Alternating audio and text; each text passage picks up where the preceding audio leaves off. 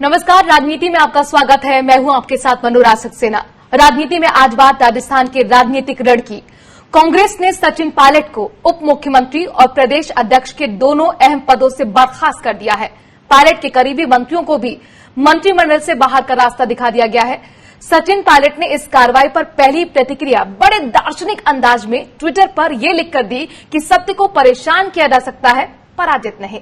लेकिन सब जानते हैं कि सत्ता के खेल में शामिल राजनेताओं के असली इरादे उनकी करनी से पता चलते हैं, कथनी से नहीं। जाहिर है सबकी नजरें फिलहाल इस बात पर टिकी हैं कि कांग्रेस की कार्रवाई के बाद अब सचिन पायलट क्या करते हैं। सवाल यह भी है कि पायलट की बर्खास्तगी का राजस्थान कांग्रेस और गहलोत सरकार पर क्या असर होगा। आपसी टकराव और बिखराव बढ़ेगा या बागियों के जाने से ज्यादा नुकसान नहीं होगा। गहलोत का तजुर्बा हालात को संभालने में कारगर साबित होगा।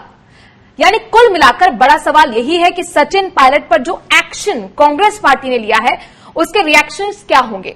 राजनीति में अगले आधे घंटे हम इसी मुद्दे पर चर्चा करेंगे। चर्चा में हमारे साथ शामिल हो रहे हैं राजनीतिक विश्लेषक डॉक्टर महराज हुसैन, वरिष्ठ पत्रकार ओम सैनी, राजस्थान बीजेपी के प्रवक्ता अमित गोयल और वरिष्ठ पत्रकार कुर्बान अली जी। आप सभी मेहमानों का बहुत बहुत स्वागत है। सबसे पहले ओम सैनी जी, मैं आपसे शुरुआत करूंगी क्योंकि राजस्थान की राजनीति को आप बेहतर तरीके से समझते हैं, वहां हालातों को बारीकी से यहां देख भी रहे हैं। इसीलिए जो आज एक्शन कांग्रेस की तरफ से लिया गया है, सब यही जानने की कोशिश कर रहे हैं कि अब तक जो पत्ते नहीं खोले थे सचिन पायलट ने, अब वो क्या सोच रहे हैं, क्या करेंगे। आपको क्या लगता है, अपनी अलग पार्टी बनाएंगे या फिर बीजेपी के साथ जाएंगे?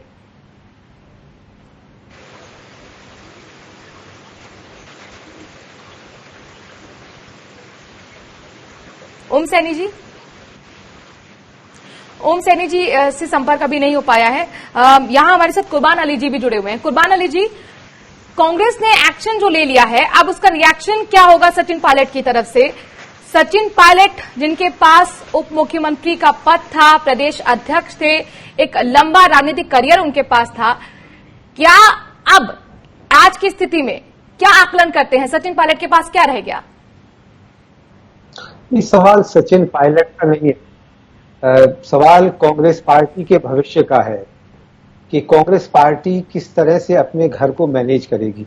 इंडिविजुअल्स होते हैं राजनीति में, बहुत सारे लोग आते हैं चले जाते हैं, लेकिन हम देख रहे हैं लगातार कि चाहे गोवा का मामला हो, चाहे मणिपुर हो, चाहे कर्नाटका हो, चाहे मध्य प्रदेश हो, कांग्रेस पार्टी अपना घर संभाल करके नहीं रख पा रही है। और मैसेज ये जा रहा है कि इसके जो एमएलएज हैं या लीडर्स हैं उनको खरीदा जा सकता है। और जाहिर है कि भारतीय जनता पार्टी अब वो सारे हथकंडे हरबे अपना रही है जो किसी जमाने में कांग्रेस पार्टी जब कश्मीर से कन्याकुमारी तक शासन करती थी वो करती थी।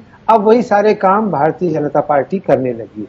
तो सवाल ये है कि कांग्रेस बचेगी या नहीं बचेगी, क्योंकि जो भी कुछ पिछले 24 घंटे में राजस्थान में हुआ है जी, वो कांग्रेस पार्टी के लिए शुभ संकेत नहीं है। और इसका जितनी जल्दी कांग्रेस आला कमान आकलन कर ले, अब जाहिर सी बात है कि सचिन पायलट, लेकिन आप सबक कब लेंगे? आपके हाथ से मध्य प्रदेश निकल गया, राजस्थान जाते जाते बचाए। डॉक्टर महराज हुसैन, मैं आपको अब इस बहस में लाना चाहूंगी क्योंकि आप कांग्रेस पार्टी पर काफी पकड़ रखते हैं। ये आज स्थिति आई ही क्यों? कैसे बचा नहीं जा सकता था? सवाल ये है कि पार्टी में गुटबाजी चल रही थी तो उसको साधने के लिए आपने अब तक कदम क्यों नहीं उठाए? आप एक तरफ कहते हैं कि जी हमने अपनी सरकार बचा ली, एक जीत के तौर पर आप दिखा रहे हैं, हमने एक्शन ले लिया। सचिन पायलट बगावती सुर था और बीजेपी के साथ षड्यंत्र वो रच रहे थे, लेकिन इन सब के बीच में आपने एक एनर्जेटिक युवा नेता भी तो खो दिया है। देखिए, सबसे पहले तो ये आपकी बात ही बिल्कुल गलत है कि हमने एक्शन ले लिया या कांग्रेस पार्टी ने कोई एक्शन ले लिया है। कांग्रेस पार्टी ने रिएक्शन लिया है। एक्शन सचिन पायलट ने लिया था। सचिन पायलट का एक्शन क्या था कि वो अपनी ही पार्टी के खिलाफ बगावत करके अपने स्वार्थ के लिए कोई पद चाहते थे, यही तो उनका मामला था। अब अगर आपसे एक सवाल मैं खुद पूछूं कि 40 साल की उम्र में अगर राजनीतिक तौर पे देखा जाए तो फिर बहुत ज्यादा उम्र नहीं होती, और उतनी उम्र में आपको कांग्रेस पार्टी ने 26 साल की उम्र में एमपी बनाया, फिर आपको केंद्रीय मंत्री बनाया 30 साल की उम्र में, फिर आपको प्रदेश अध्यक्ष बनाया 36 साल की उम्र में, और 40 साल की उम्र में डिप्टी सीएम बना दिया। तो अगर महत्वाकांक्षा इतनी ज्यादा है कि आप जो है जो पार्टी आपको इतने कुछ दे चुकी है उसके खिलाफ चले जाएं और लड़ जाएं, तो इसका मतलब क्या है कि रिएक्शन जो है वो सचिन पायलट का है। अब रिएक्शन की बात कर लेते हैं। एक बात बताइए, 2 बार मीटिंग हुई और दोनों बार खुल के कांग्रेस ने सचिन पायलट को बुलाया मीटिंग के लिए। अगर सचिन पायलट उस मीटिंग में नहीं आते हैं और उसके बाद कहते हैं कि सत्य की जीत होगी, तो सत्य की जीत तो ऐसे ही आदित्य सिंह भी कह रही थी और ज्योतिरादित्य सिंधिया भी यही भाषा बोल रहे थे। तो क्या पार्टी बड़ी है या कोई व्यक्ति? मेरा जी देखिए, खींचतान हर पार्टी में होती है, लेकिन साधने की कला पार्टी के केंद्रीय नेतृत्व को आनी चाहिए।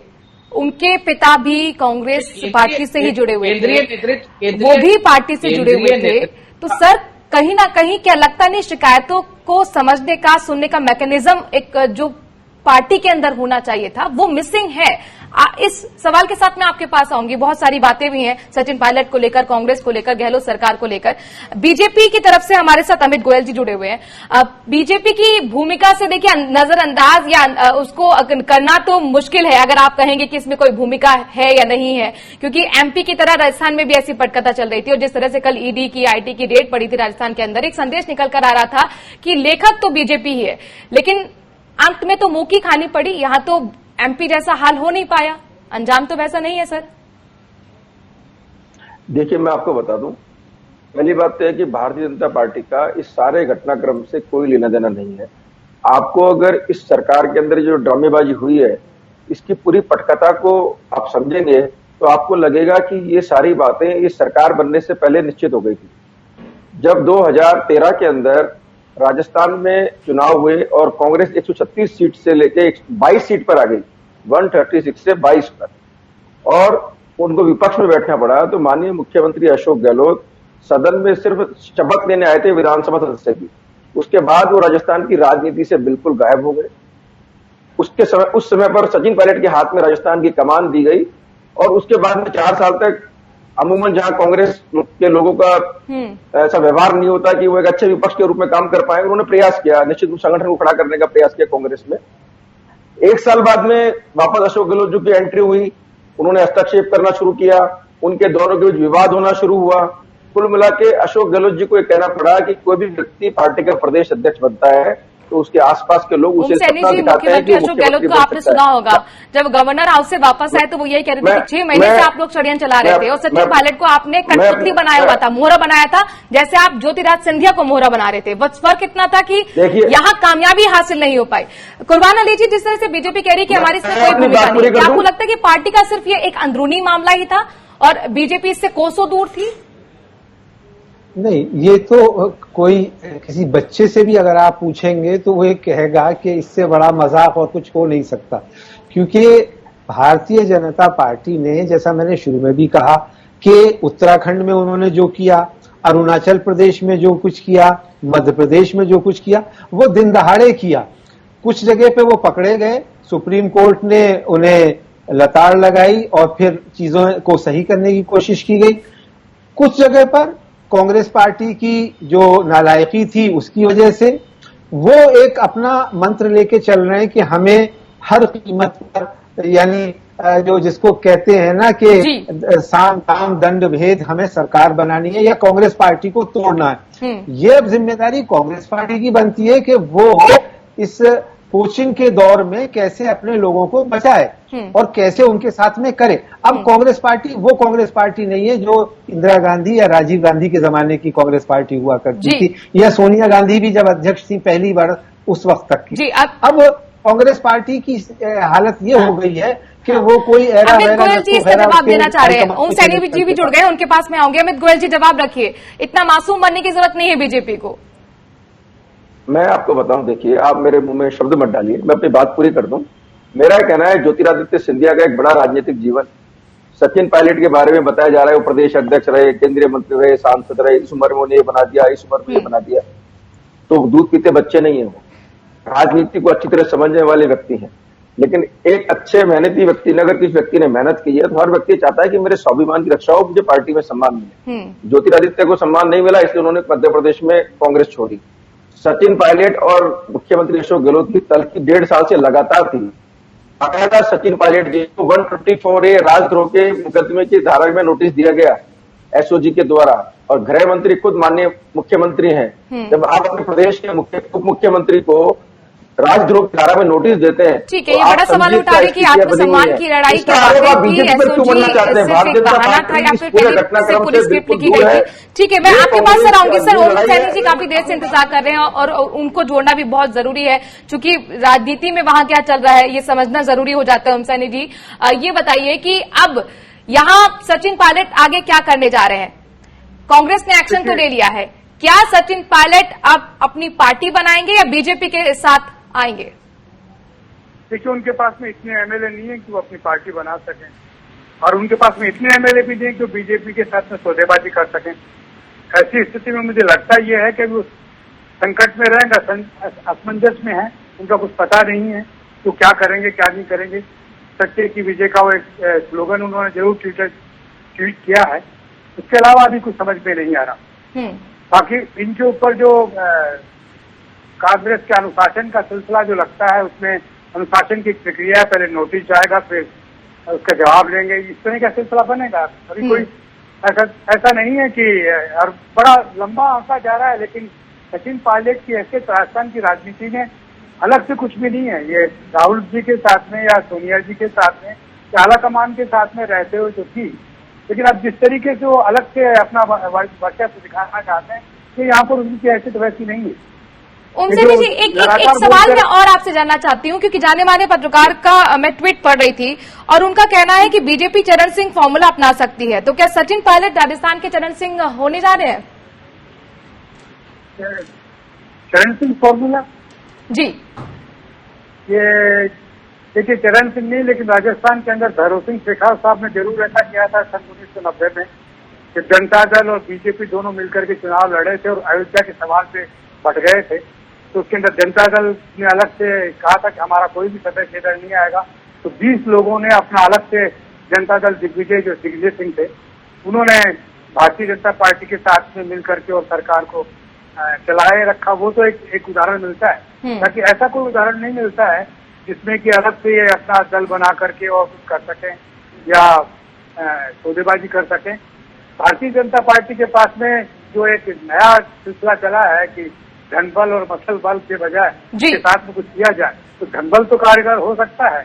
उसी से भयभीत होकर के मुझे लगता है कि उसी के भय से मुख्यमंत्री ने ये जो सारी राज्यसभा के इलेक्शन के दौरान और उसके बाद में ये जो बाड़ेबंदी वाला सिलसिला किया, उसका रीजन यही है कि वो धनबल बड़ा खतरनाक है। सुनाई दिया कि साहब 25 करोड़ रुपए के विधायक को देंगे, इस तरह की बातें जब सुनने में आई, तब उसके बाद में वो जांचने परखने का सिलसिला आया। ये भी एसओजी के माध्यम से सामने आया कि क्या क्या किन किन लोगों से कैसी कैसी बातें होती रही हैं। और 120B में जो एसओजी का जो नोटिस गया, वो तो मुख्यमंत्री के पास भी गया है जी। अब तो वो ये स्थापित करना चाहते कि हमारे यहाँ जितने भी इंस्टीट्यूशन हैं वो सारे के सारे स्वतंत्र और ऑटोनमस तरीके से काम करते हैं, और वो अगर मुख्यमंत्री को दे सकते हैं तो मुख्यमंत्री। ठीक है सर, एसओजी का मसला जो है बहुत इंपॉर्टेंट हो जाता है। मिराज हुसैन जी उस पर टिप्पणी करना चाह रहे हैं। सर, एसओजी के लिए ये भी कहते हैं मुख्यमंत्री कि मेरे पास भी तो नोटिस आया था, तो मैं तो घबराया नहीं, या मैं तो ये नहीं कह रहा कि मैं ही षड्यंत्र में शामिल हूं। भाई ये तो प्रक्रिया है, उप मुख्यमंत्री को भी अपना बयान दर्ज करने के लिए आना चाहिए था। लेकिन 120B धारा, 124 धारा सचिन पायलट के खिलाफ थी सर, मुख्यमंत्री के खिलाफ नहीं थी। देखिए, ऐसा है, ये तो एक बहाना था, मुझे ऐसा लगता है, जहां तक मैं समझता हूं कि सचिन पायलट को ये लग गया आपको मौका दूंगी, पहले सुन लेते हैं मिराज हुसैन को। लगातार वो बीजेपी से बात कर रहे हैं, वो एक्सपोज हो जाएंगे, इसलिए उन्होंने इस पर बवाल मचा दिया, और बवाल मचाने के बाद वो दिल्ली तक पहुंच गए। दूसरी बात, मैं एक बात आपको ये बात आके कहूं कि जो आपने बताया कि पार्टी जो है रोक नहीं पाती है नेताओं को, तो देखिए, जब नेता की कहीं कोई बात हो जाती है या नेता जब मन बना लेता है तो पार्टी उसमें अक्षम हो जाती है। मैं एग्जांपल देता हूं आपको, यशवंत सिन्हा, कीर्ति आजाद, शत्रुघ्न सिन्हा, यशवंत सिंह, ये सारे बीजेपी के बड़े कद्दावर नेता थे। क्यों नहीं बीजेपी उन्हें? क्योंकि जब कोई नेता कहीं कुछ अपना मन बना लेता है, यही तो सवाल है कि आपके पार्टी के नेता का मोह भंग क्यों हो रहा है, खासतौर से युवा नेताओं की अगर हम बात करते हैं। Sir, Hemant Biswa north east के बड़े नेता थे सर, वो भी छोड़ के चले गए। ज्योतिराज सिंधिया हाल ही में छोड़ के चले गए, सचिन पायलट छोड़ के चले गए। तो ऐसा क्या हो रहा है कि एक सब मिलकर जो युवा नेता है वो हाथ का साथ छोड़ रहे हैं? सर, इस पर तो विचार करना ही होगा ना कांग्रेस को। देखिए, कांग्रेस इस पर बिल्कुल विचार करेगी और कांग्रेस को करना भी चाहिए विचार, लेकिन मैं एक बात बता दूं कि ये जो एंगल सचिन पायलट को लेके है, जो आप सवाल पूछ रहे हैं, ये बिल्कुल टिपिकल एंगल है। सचिन पायलट जो है लगातार पिछले 3-4 महीनों में 4 बार ट्राई कर चुके हैं मुख्यमंत्री बनने की। अब आप ये बताइए, अगर उनके पास सिर्फ 20 विधायक हैं और 80 विधायक अशोक गहलोत के साथ खड़े हैं, तो केंद्रीय नेतृत्व कैसे उनको मुख्यमंत्री बना देगा? ठीक है, ठीक है। अमित गोयल जी अपनी बात रखिए, उसके बाद कुर्बान अली जी के पास में जाऊंगे। देखिए, मैं 2 बातें कहना चाहता हूं। बार बार एक विषय आता है कि 25 करोड़ रुपए के बाद सामने आए कि 25 करोड़ रुपए विधायक को दिए जा रहे हैं। एक भी सबूत या किसी भी नेता का नाम उसमें सम्मिलित नहीं है, पहली बात। दूसरी बात यह है कि कांग्रेस पार्टी की राजस्थान में सरकार बनने के बाद में 2008 में और 2019 में बसपा की पूरी बसपा के विधायकों को तोड़कर कांग्रेस में शामिल कर लिया गया, जबकि ऐसा संवैधानिक रूप से संभव नहीं है।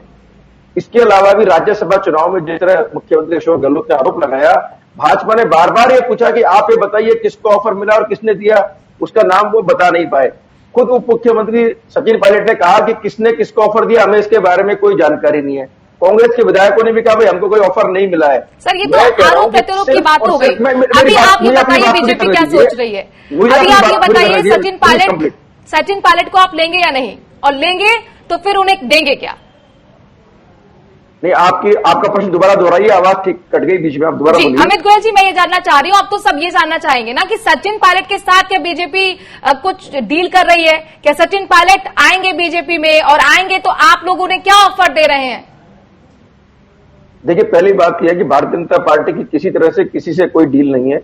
भारतीय जनता पार्टी राजस्थान की जनता के हितों के लिए प्रतिबद्ध है, और जिस तरह से ये जो सरकार 1.5 साल से चल रही है, जिसमें सरकार की दिशाविहीन सरकार, एक निकम्मी नकारा सरकार, जिसके मुख्यमंत्री सुबह उठकर रोज बीजेपी को गाली देने का काम करते हैं।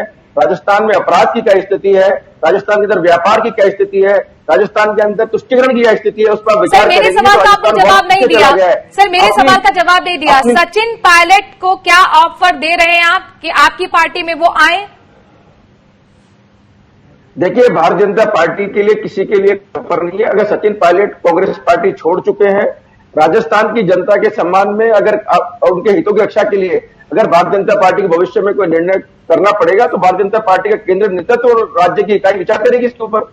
अभी तो भविष्य के गर्भ में इसके बारे में ठीक है सर, आपने भविष्य में डाल दिया। कुर्बान अली जी, लेकिन आपको क्या लग रहा है, बीजेपी क्या सचिन पायलट को वाकई लेगी? क्योंकि उसके पीछे कोई ना कोई फायदा मिलना चाहिए। सचिन पायलट तो ऐसा नहीं है कि ज्योतिरादित्य सिंधिया बनकर साबित हो गए हो, सरकार पलटवादी हो, तो क्यों बीजेपी फिर लेगी? अभी जो आपने जिक्र किया ना कि क्या वो वहां राजस्थान के चरण सिंह हो सकते हैं जी, तो बीजेपी का काम तो इससे भी हो जा रहा है। बीजेपी का मकसद है कांग्रेस मुक्त भारत या कांग्रेस मुक्त राजस्थान। अगर कोई सरकार कांग्रेस के खिलाफ राजस्थान में बनती है, वो चाहे सचिन पायलट को मुख्यमंत्री बना के बने या सचिन पायलट का सहयोग लेकर के बने, भारतीय जनता पार्टी के तो दोनों हाथों में लड्डू रहेगा और बाद में फिर सौदा भी पड़ जाएगा, जैसे कि दूसरे राज्यों में होता भी रहा है। लेकिन सवाल ये है कि हम इस राजनीति को कहां ले जा रहे हैं? क्या इसमें मर्यादा, नैतिकता, सिद्धांत ये कोई रहेगा कि या ये घोड़ा मंडी हो जाएगी विधानसभा और संसद के जो जितना मूल्य लगा दे, कीमत लगा दे, वो खरीद ले और सरकार गिरा दे?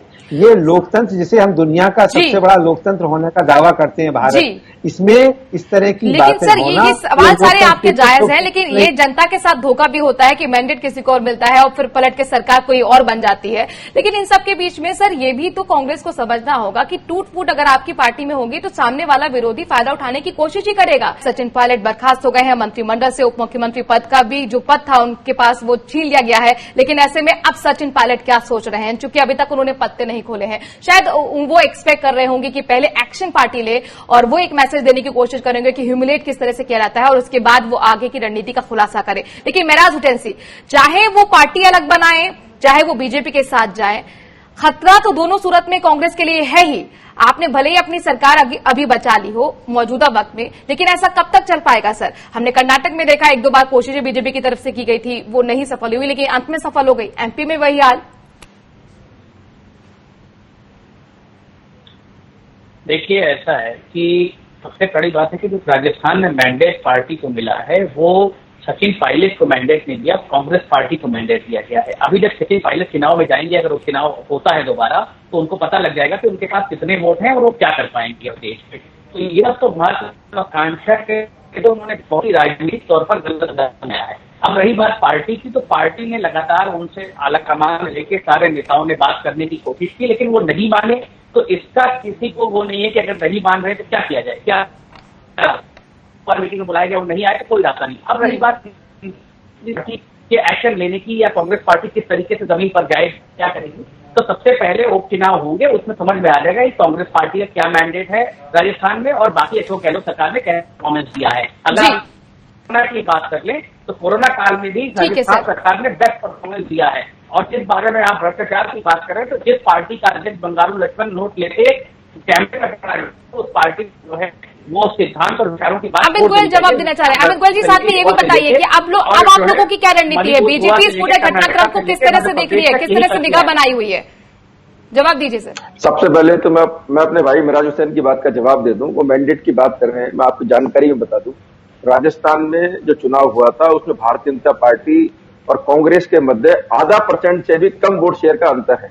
और वो भी इसीलिए है कि कांग्रेस सरकार ने 2 झूठे वादे किए थे कि अगर राजस्थान में सत्ता आएगी कांग्रेस की तो राजस्थान के संपूर्ण किसानों का सारा कर्जा 10 दिन में माफ कर देंगे, और 10 दिन में माफ नहीं कर पाएंगे तो मुख्यमंत्री बदल देंगे। ये घोषणा राहुल गांधी कर आए थे। और दूसरी एक घोषणा राहुल गांधी ने और की थी कि राजस्थान में कांग्रेस की सरकार बनने के 1 महीने के अंदर अंदर राजस्थान के प्रत्येक बेरोजगार युवक को 3000 रुपया और युवती को 3500 भत्ता देंगे। ऐसी 2 झूठी घोषणाएं करके आपने राजस्थान की जनता के वोट का हरण किया था। फिर भी आप भारतीय जनता पार्टी से मात्र 0.5% वोट शेयर आपका ज्यादा था।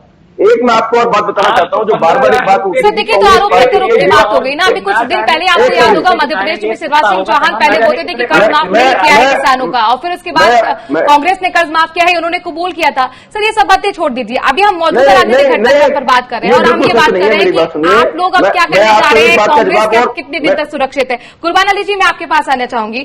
एक शेर मुझे याद आ रहा है जो अक्सर कहा जाता है, ना खुदा मिला ना बिसाले सनम, ना इधर के रहे ना उधर के हम। मतलब क्या ये आपको सचिन पायलट की परिस्थितियों पर फिर बैठता हुआ दिख रहा है कि उप मुख्यमंत्री का पद भी छिन गया और मुख्यमंत्री तो बन ही नहीं पाए, या वो इस वक्त सोच के बैठे होंगे कि भाई कड़ा एक्शन लिया जा सकता है और उनके पास प्लान भी तैयार होगा, उनको हल्के में नहीं लेना चाहिए? क्या आपको लगता है?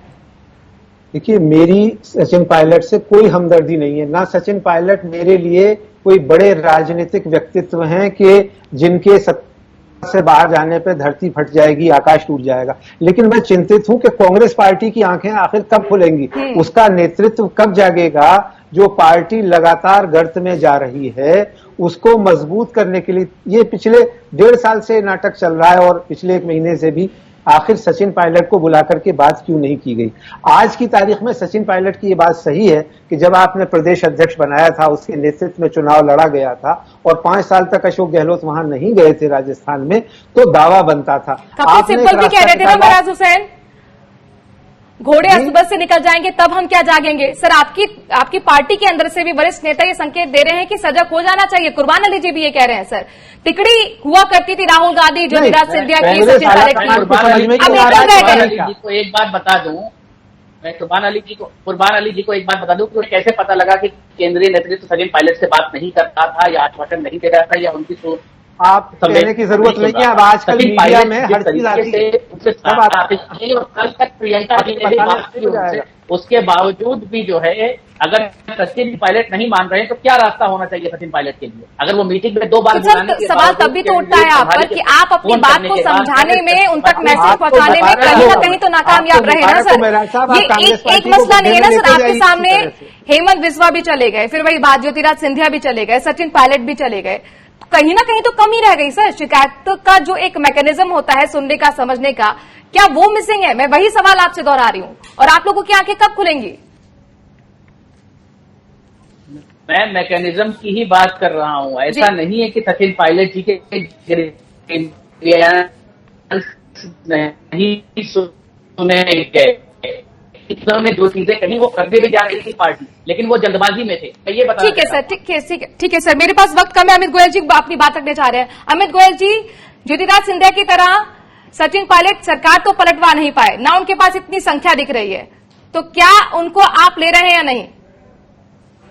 देखिए, मैं तो एक बात कहना चाहता हूं कि कांग्रेस पार्टी से जिस तरह से युवा नेता छोड़ छोड़ के जा रहे हैं, इसका एकमात्र कारण है राहुल गांधी जी की लॉन्चिंग करने का प्रयास। गांधी परिवार ये नहीं चाहता कोई भी युवा नेतृत्व कांग्रेस पार्टी में पनपे और उसका कद इतना बड़ा हो जाए कि राहुल गांधी से ऊंचा हो जाए। इसी का कारण है कि आज ज्योतिरादित्य सिंधिया, हेमंत बिस्वा की आपने बात की, इधर आप सचिन पायलट की बात कर रहे हैं। आप देखिए सर, अन्याय की अगर आप बात करेंगे तो सचिन पायलट के साथ कैसे अन्याय हुआ सर? ये दलील में तो दम दिखता है ना कांग्रेस की तरफ से कि भाई 26 में सांसद, 26 की उम्र में सांसद बने थे, 32 में मंत्री बन गए, 36 में सर प्रदेश अध्यक्ष बना दिया गया, 40 में उप मुख्यमंत्री बन गए सर, 40 अर्ली 40s में है, इससे ज्यादा उपलब्धता। संसदीय सीट से राहुल गांधी हार गए। आप इसकी उम्र की तुलना मत कीजिए। राहुल गांधी जी के नेतृत्व में लगातार कांग्रेस पार्टी पराजय और पराजय झेल रही है। अपना पारिवारिक संसदीय क्षेत्र को बचा नहीं पाए, उसके बाद सारे मुख्यमंत्री जाकर उनके चरणों में पड़ रहे हैं कि आप राष्ट्रीय अध्यक्ष बन जाइए। चलिए ठीक है सर, ठीक है सर, ठीक है सर। अभी पत्ते सचिन पायलट ने नहीं खोले, अब देखना होगा कि सचिन पायलट का अगला कदम क्या होता है। आप सभी मेहमानों का बहुत बहुत शुक्रिया राजनीति में शामिल होने के लिए। एक छोटे से ब्रेक के लिए यहाँ पर रुक रहे हैं, खबरों का सिलसिला जारी है स्वराज एक्सप्रेस पर।